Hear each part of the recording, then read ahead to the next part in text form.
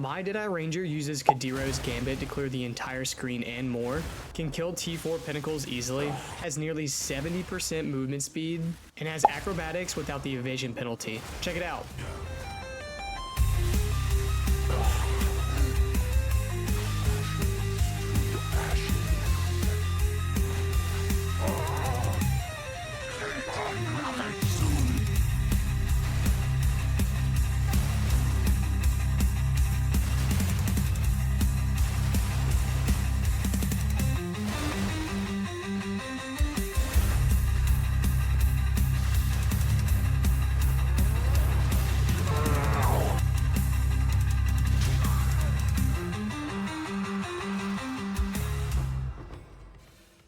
What's going on, guys? Today, I have my Cadiro's Gambit Deadeye.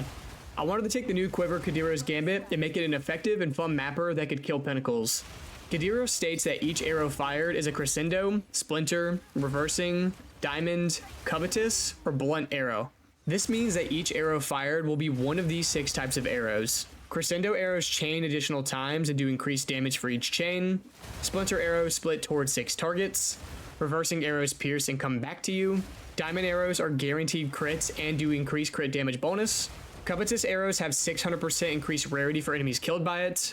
And blunt arrows have 600% stun buildup. I picked Spiral Volley to synergize with this quiver as it fires 29 arrows that chain additional times for each frenzy charge consumed, meaning that all 6 of those arrow types are being fired randomly in every direction, clearing everything for us with ease. We have near infinite frenzy charge uptime thanks to Splinter and Break Endurance. Whenever we break an enemy's armor, we have a 40% chance to gain an endurance charge. We then convert this endurance charge into a frenzy charge thanks to Resonance Keystone on the passive skill tree. We also use Hyrri's Ire, and 10% of damage is taken from mana before life runes to juice up our hit pool. With a 3-socket body armor, this is at 30% of damage taken from mana before life. Combine this with Mana Remnants, which will refill our mana and overflow it up to double, and we have a surprisingly durable ranger. Hyrri's Ire will allow us to avoid one-shot mechanics that typically can't be avoided as well, so you can have a little room for error in your Arbiter fights. So nearly 100% uptime on frenzy charges, off-screen clearing, nearly 70% movement speed, an evasive and durable class that can dodge one-shot mechanics and kill T4 Pinnacles that doesn't use Lightning Spear? Count me in. Remember that you can always come watch me theorycraft and playtest these builds with my community on Twitch, and make sure to check out the written guide in the description. With all that out of the way, let's get into the skill gems and support gems. Alright, here we are on the Deadeye, and I'm going to go ahead and show you guys all of the skill gems and support gems that we're using. So, in our offhand, we do have Sacred Flame. This can be substituted for a Guiding Palm if you really need to. But on the Purity of Fire that's granted by Sacred Flame, we're going to be using Cannibalism for 2% life on kill, Clarity for more mana regen, and Precision for more spirit. If you have the extra strength, you can throw Vitality in here. We have our Spear Stab, and on our Spear Stab, we're using this to apply Blind on targets. We're using Martial Tempo for more attack speed, Blind to blind the target, Life Thief to leech some of that attack damage, Rage to give us some rage, and Conduction to give us extra chance to shock. Spiral Volley, our main mapping skill. This is how we're generating our frenzy charges as well. On Spiral Volley, we're going to use Demolisher, as it is going to break additional armor. Break Endurance to help us gain an endurance charge whenever we fully break armor. This is a 40% chance. It's not guaranteed every time, but whenever you're mapping, there should be plenty enough enemies that this is effective to get you all your charges. We use Splinter, as Splinter is going to break armor equal to 15% of your physical damage being dealt. We use Volt, as Volt is going to give us additional chains and extra lightning damage just by walking around. An Ambush to double the critical hit chance against full life targets, as this will be chaining so far off screen. There will be plenty full life targets for this to hit. We want this to crit as often as possible. Wind Serpents Fury, this is our boss killer right here. We're going to use Concentrated Effect for more area damage. Blindside to give us more crit damage bonus and critical hit chance against blinded enemies. This is helping us cap our crit out. Overextend to increase our crit damage bonus. Primal Armament for more elemental damage. And Elemental Focus for more elemental damage. You absolutely can slot in Ambrosia if you want to, but I do not like it draining my mana flask completely empty, so if like I miss my Serpent's Fury or something in a fight, I could just nearly have depleted my entire mana flask, and I may need it again, so that's the only reason I'm not running it here, but you absolutely can run it if you want that extra damage. We use the Infernal Cry tech to grant us that extra damage for our Serpent's Fury. We're going to be using Premeditation, as Premeditation is going to make empowered skills deal 15% more damage. Raging Cry to give us rage for 5 power of enemies in range. Unique bosses count as 20 power, so that's going to give us 16 rage each time we Warcry. Enraged Warcry, as we consume 10 rage, they deal 30% more damage. Second Wind to give us a second use of Infernal Cry. And Murderous Intent so that our empowered skills have Culling Strike, which will kill the target unique bosses at 5% HP rather than 0. We are going to be using Herald of Ice and Herald of Thunder, and in these heralds we are going to be using Lightning Infusion as we want our Herald of Ice to be shocking. We're going to be using Reach to increase the area of effect. Long Shot, as this will be chanting pretty far off screen, so this will deal extra attack damage. Innervate, so this can kill shock targets to give us 35% of damage as lightning damage. And Cold Pin, as this isn't a guaranteed crit every single time, so you want a little bit of Cold Pin to help us deal damage whenever we don't crit. On Herald of Thunder, we are going to be using Cold Infusion as we want it to be freezing. Ice Bite to give us 35% damage as cold whenever we freeze an target. Glaciation to give us more freeze buildup. Magnified Effect for more area of effect. And if you have the Spirit, you can run Deadly Herald to get 30% more damage. We have Cast on Crit, and on Cast on Crit, we are going to be using Sniper's Mark, and Sniper's Mark is going to give us additional crit damage bonus on a marked target. This is what you're going to want to be proccing on the target to not only build your Frenzy Charges in a boss fight, but to also give you extra damage for your Wind Serpents Fury. We'll run Energy Retention and Impetus to help us get increased energy and also retain some of that energy on occasion. Single Out to help us break more armor. And Ingenuity to give us more cooldown recovery rates, as the Sniper's Mark does have a internal cooldown, so it can only be applied once every 1.54 seconds. So you want to run this to help you apply it a little bit more often. Wind Dancer, this is vital for our defense. We're going to be running Pin, Maim, and Wind Wave, as whenever Gale Force procs from us getting hit, it will pin, maim, and also push away enemies that just hit us. Encumbrance will increase the slow magnitude of the pin and the maim. And then Heft is going to help us do a little bit extra damage with that Gale Force. Mana Remnants, we're using this to not only overflow our mana up to double and also restore our mana, but it is effectively acting as a almost second hit pull, as we do have the 10% of damage taken from mana before life runes on our body armor. This is going to help us survive some of those big hits that we typically wouldn't be able to survive on a ranger. We're going to run Dissipate to increase the effect of picking up the Mana Remnants, and Magnetism to help us pick them up a little bit easier. And then Trinity. Trinity is helping us get that extra damage needed for those Pinnacle Bosses. It's going to give you more elemental damage per 30 resonance of any type. So building up your resonance and getting that extra damage is vital for getting as much damage on Pinnacle Bosses as possible. We'll run Cold, Fire, and Lightning Mastery to increase the level of this. Now that I've explained the skill gems and support gems, I will now show off what weapon sets they go on. Alright, so now I'm going to explain what skills are on what weapon sets. So Period of Fire by default is going to be on weapon set 2, as your Spear and your Sacred Flame or your Guiding Palm, whatever you may have, is in that hand. Spear Stab can only be on weapon set 2, as you have a spear in your second hand. Spiral Volley can only be on your first hand, as you only have a bow in that hand. Wind Serpents Fury, same thing, weapon set 2, as you have a spear in that hand. Infernal Cry can go on weapon set 2 as you want to quickly as possible transition into that Wind Serpents Fury after doing your Infernal Cry. Herald of Ice and Herald of Thunder can both be on weapon set 1 only. Cast on Critical is going to be on weapon set 2 only, as we want the Sniper's Mark being applied and the Spirit requirement of it only applying to weapon set 2. Wind Dancer can be on both weapon set 1 and 2. Mana Remnants, if you have the extra spirits, put it on both weapon set 1 and 2. I do not have it, therefore I can't do it, but this would also increase your hit pool in those Pinnacle Boss fights if you could run it on both. And then Trinity can be on weapon set 2 only, as we don't have enough spirit to run it when mapping, but we want its damage boost when bossing. So that is all of the weapon sets, so let's go ahead and get into the gear. Alright, so here we're on the gear, and I'll go and explain the first weapon set, then the second weapon set. So on the first weapon set, you're going to have a bow. Now it can be any base that you want. A dual string would technically be the most beneficial one here, but don't try too hard trying to get one. You're going to want a bow that has a decent bit of physical damage, as on our Spiral Volley, a % of your physical damage is going to break armor. So we do want to have an effective amount of physical damage on this bow. You're going to want critical hit chance, and if you can get it, you can get a couple levels of projectile skill. I wouldn't go overboard here, as you don't want to deplete your your mana all the way when mapping. I don't think it'd be that big of a deal, but making sure that you have enough fizz damage, crit chance are the two most important things. I have socketed both to cold damage and to lightning damage, as I did want to make sure that I was proccing both heralds as often as possible. Therefore, I needed a little bit more cold and a little bit more lightning damage, so that was the most effective way to do that. On the Quiver, I am running a Cadiro's Gambit, and Cadiro's Gambit, you're going to want to try to get one with decent attack speed, and if you can get the corrupt one with increased damage, that would be the most effective one that you could find, but do be warned, those are quite expensive. On the second weapon set, you are going to be running a Tangle Tongue, and if you have the money for it, you can run a Sacred Flame. If not, you can run the Guiding Palm, which is a budget one, or you could run some other offhand. On the Tangle Tongue, you are going to want as decent of critical hit chance as possible. The more the better, as this will save you from having to spec into more critical hit chance nodes. It is vital that you are crit capped.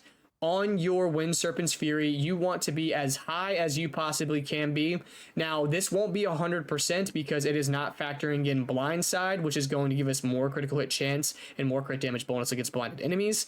So using the tools like Path of Building to effectively check when you are crit capped with Blindside is your best bet here. But you can see what I'm currently sitting at, and I can assure you with Blindside that I am crit capped whenever I do hit the target. Like I said, on the Tangle Tongue, we do want as high critical hit chance as possible. Try to get one with as high, fizz damage as possible, or if you can get corrupt lightning damage or just some form of extra damage, make sure that the damage here is at least solid. And then I have gone with a single socket with a Soul Core of Takaba. This is the most effective thing to have damage-wise. A 2-socket one is fine with 2 Takabas as well, but it will be a little bit more pricey. On the offhand, we have the Sacred Flame. Now, the one thing about the Sacred Flame that is very important here is that if you need some extra attributes and you socket in a rune here, it is going to give you not only plus 10, but an additional plus 10 because it is double dipping into all equipment and scepters. So typically this one rune would only give you 10 dex, but it's giving me 20 because it's double dipping. So if you need a little bit more inch, strength, or dex, make sure to put that in here. You could also net a little bit more spirit if you wanted to. If you have a 2-socket, that would probably be the best bet to get mono remnants on this weapon set as well. All right, so that is the both weapon sets. On the gloves, I have gone with a ES pair of gloves. You're going to want some added damage. Make sure to fill out whatever damage you need. If you're looking for more fizz damage to break more armor, more cold damage to proc your Herald of Ice, or more lightning damage to proc your Herald of Thunder more often. Attack speed is nice for whenever you're mapping. Making sure to get life and dex in your resistances are probably the other most important things. You do want to increase your hit pool as much as possible, fill out your attributes, and get those resistances capped. On the helmet, I have gone with a ES-based helmet because we are using Subterfuge Mask. You're going to want max life, critical hit chance, attributes, and your resistances. I have gone with double socket to help me fill out my attributes and my resistances a bit more effectively. We are going to be using Hyrri's Ire again, just like the Tactician. Now, just as I said before in the last video, Hyrri's Ire pretty much gives you acrobatics without the evasion penalty of acrobatics as long as you have not been hit recently, which we are banking on. It is going to give you dex and some cold damage, so try to get one with some decent dex to help you fill out those those attributes a little bit more effectively. And make sure to socket it with 30% of damage is taken from Mana Before Life. This is 3 of these Great Wolf runes of willpower right here, and this is effectively going to pull some of the damage that would be on our health into our mana pool to help us survive some of those hits that we typically wouldn't.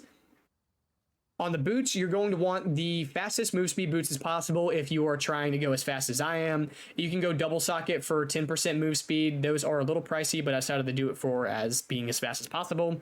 Getting max life, I do have mana on here, but it's not required. Attributes and then your resistances is important.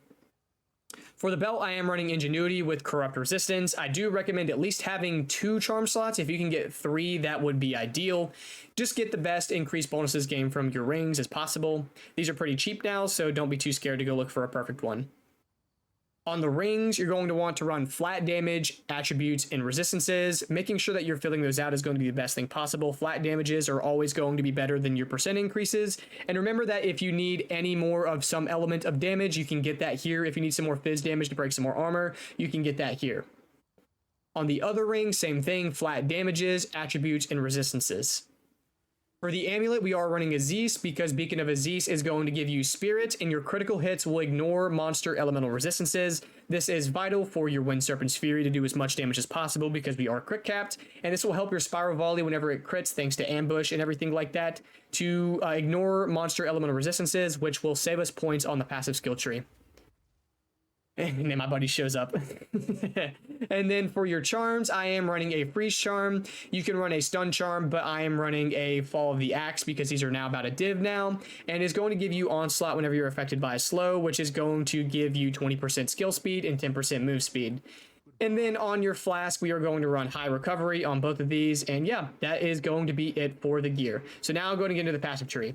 So here in our passive tree, and as a quick disclaimer, I do want to remind you to make sure that you unspec out of resonance before you go into a pinnacle boss fight, as typically what happens is with your cast on crit and your sniper's mark, whenever you generate a frenzy charge, resonance will convert this to a power charge. So make sure before you go to fight Arbiter, before you go to fight King of the Mist, after you finish your breach walk or your expedition map, please make sure to come back to your hideout, talk to Doriani, pull this 1 point off, and go in, fight your boss, and then add it back after that. It's not that big of a deal, but it is required if you want to have the best frenzy charge generation and still be able to kill these pinnacles. So I'm going to go ahead and swap over to Path of Building because Path of Building has much better clarity for some of these weapon set points for people. And I'll go ahead and explain the Ascendancy.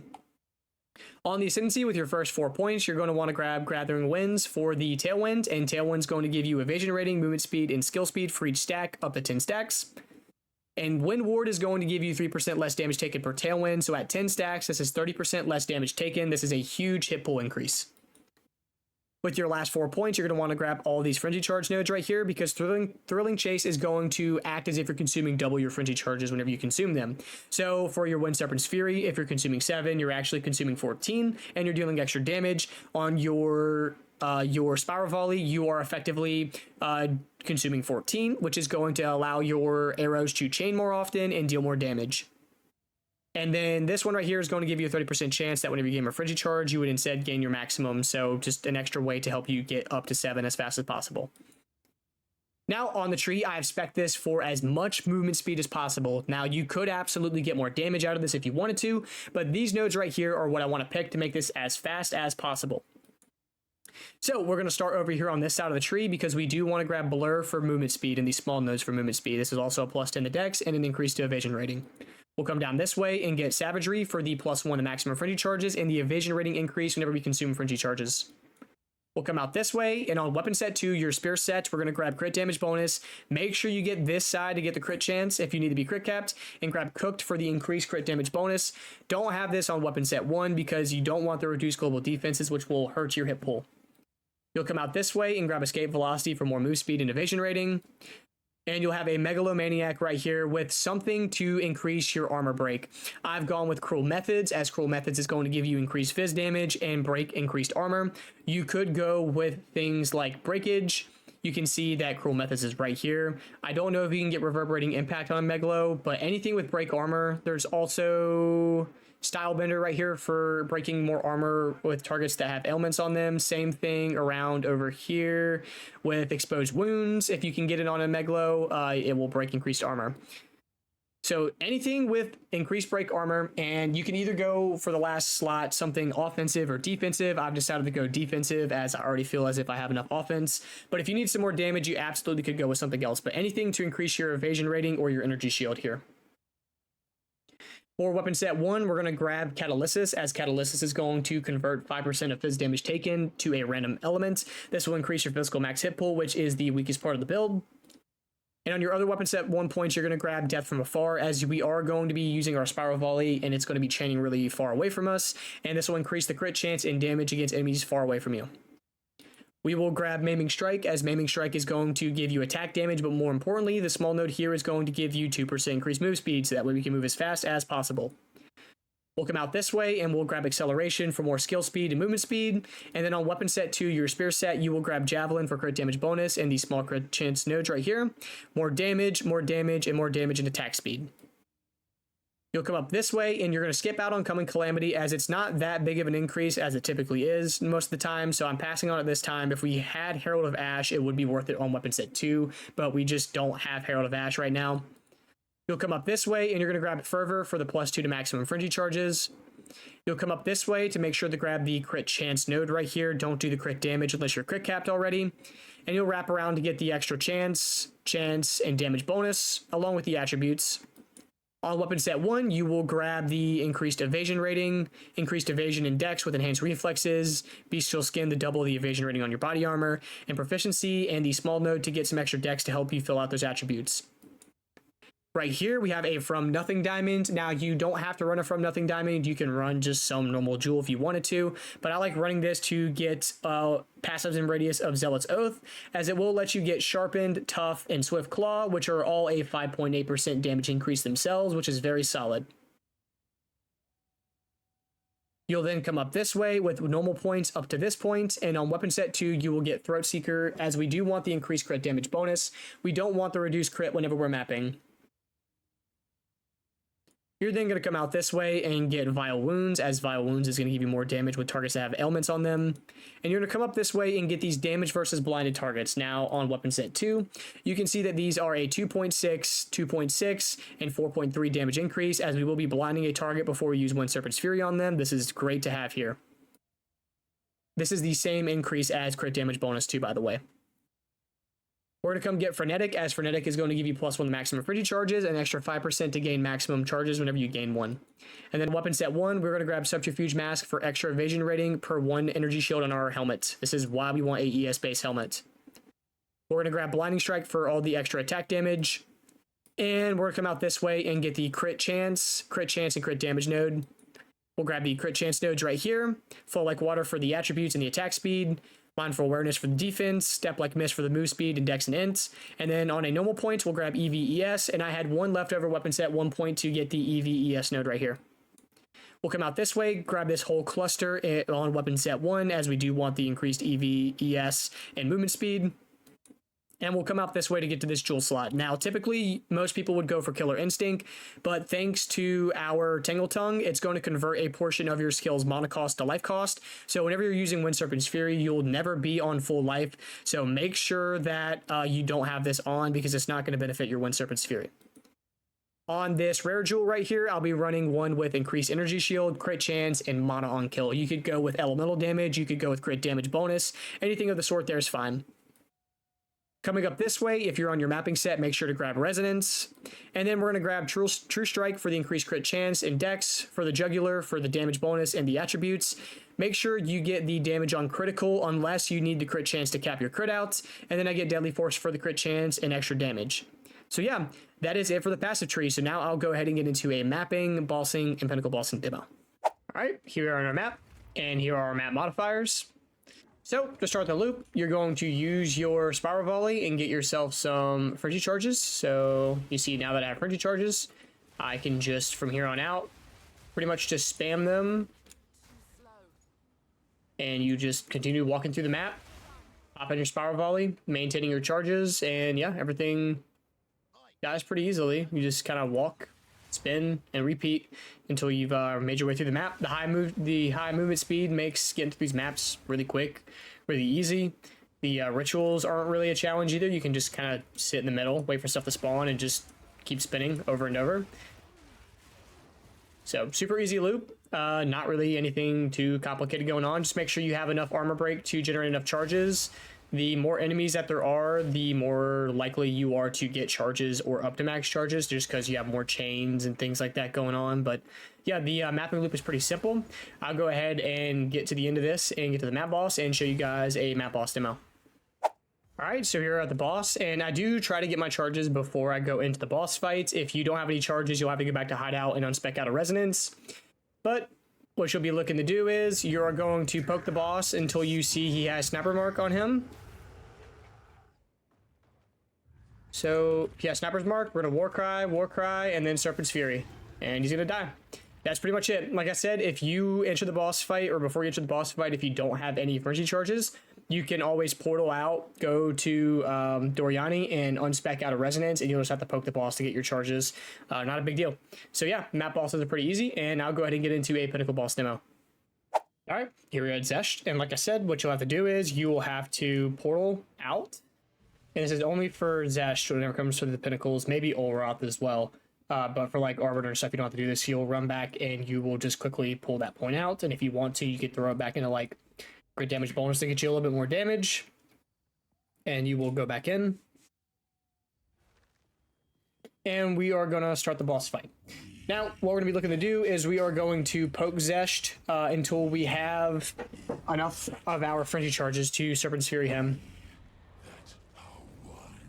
So we're going to poke until we have 7 charges.